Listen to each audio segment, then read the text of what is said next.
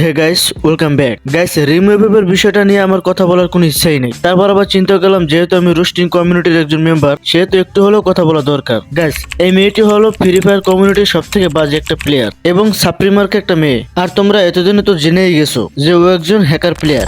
Live স্ট্রিমে দেখা গেছে যে আমি নাকি 27 তারিখে উইন্ডোজ দিছি। আসলে উইন্ডোজটা 27 তারিখে দেওয়া হয় নাই, আর লাইভ স্ট্রিমে আমার এই কথাটা মনে ছিল না। এখানে লাইভ স্ট্রিমে দেখা যাচ্ছে যে আমি 27 তারিখে উইন্ডোজ দিছি, কিন্তু এখানে টাইমটা দেখো রাত 3টা দেখাচ্ছে, আর এত রাতে তো কোনো দোকানই খোলা থাকে না। আসলে লাইভে যে ডেট আর টাইমটা দেখা যাচ্ছে সেটা হচ্ছে উইন্ডোজ দেওয়ার 12 ঘন্টার পরের টাইম। আসলে উইন্ডোজটা দেওয়া হয়েছিল হচ্ছে 26 তারিখ বিকেল 3টা। স্ক্রিনের উপর আমি ক্যাশ মেমোটাও দিয়ে দিচ্ছি, এইটা দেখলে তোমরা বুঝতে পারবা যে 26 তারিখে উইন্ডোজটা দেওয়া হয়েছিল, আর 26 তারিখে আমার গ্রাফিক্স কার্ডটা কিনে দেওয়া হয়। আমি এটারও মেমো দিয়ে দিচ্ছি, দেখে নেন কবে কেনা হয়েছিল। আর আমি কেন বারবার 26 তারিখের কথা বলতেছি সেটা আমি ক্লিয়ার করব। দেখেন, মূলত গ্রাফিক্স কার্ডটা আমি কিনে নাই, বাসা থেকে কিনে দেওয়া হয়েছে, আর উইন্ডোজটা আমাকে না জানিয়ে দেওয়া হয়েছে, কারণ আমি গ্রাফিক্স কার্ড কেনার সময় দোকানেই যাইনি। এরপর যখন আমি পিসি অন করছি তখন দেখছি যে পিসিতে কিছুই নাই। আমি তো ভাবছি এটা গ্রাফিক্স কার্ড লাগানোর কারণেই হয়েছে। উইন্ডোজ যে দেওয়া হয়েছে এটা আমি কালকে রাতে লাইভে যেই জানছি। রিমুভে প্রথমে বলে ও লাইভে আসার পর ওর মনে পড়ছে ওর পিসিতে উইন্ডোজ দেওয়া হয়েছে,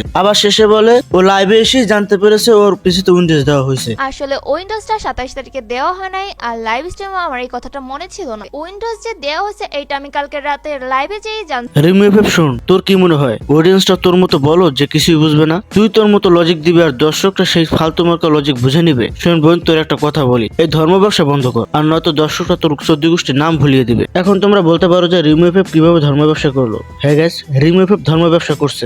রিমুভে কে যখন লাইভে খেলা দেখাতে বলে তখন কিন্তু রিমুভে বলে যে আমি লাইভে খেলা দেখাতে পারবো না, কারণ আমি পর্দা করি। এখন আমার ওই সাপ্লিমেন্টের কাছে একটা প্রশ্ন, তুই যদি পর্দায় করে থাকোস তাহলে তুই কেন তোর কণ্ঠ শোনাস, তাও আবার পুরো দুনিয়াকে? তোর কি মনে হয় পর্দাটা কি ছোট বিষয়? এই সাপ্রির বাচ্চা সাপ্রি, পর্দা নিয়ে তারপর কি ধরনের কথাবার্তা বলিস? তাহলে তুই যদি পর্দায় করস তাহলে তোর কণ্ঠ কেন শোনাস? তুই কোনো কণ্ঠ শোনাতে পারবি না, তুই শুধু গেম প্লে করবি। মানে গাইস, এই মেয়েটা এত বড় শয়তানের বাচ্চা যে নিজে মিথ্যে কথা বলবে, ফালতু কথা বলবে, বাস্তবে গিয়ে দেখো কোনো পর্দা করে না, কিন্তু এখানে এসে বলতেছে সে পর্দা করে, অথচ তার কণ্ঠ কিন্তু আমাদেরকে শুনাইতেছে। আমরা কিন্তু পুরুষ মানুষ, একটা মেয়ে যদি পর্দা করে তাহলে কিন্তু সেই মেয়ের কণ্ঠ কোনো পুরুষই শুনতে পারবে না। সেখানে কিন্তু আমরা ওর কণ্ঠ শুনতে পাচ্ছি, এমনকি ন্যাকামি করে তারপর কথা বলে সে কণ্ঠগুলো আমরা শুনতে পাচ্ছি, তাই না?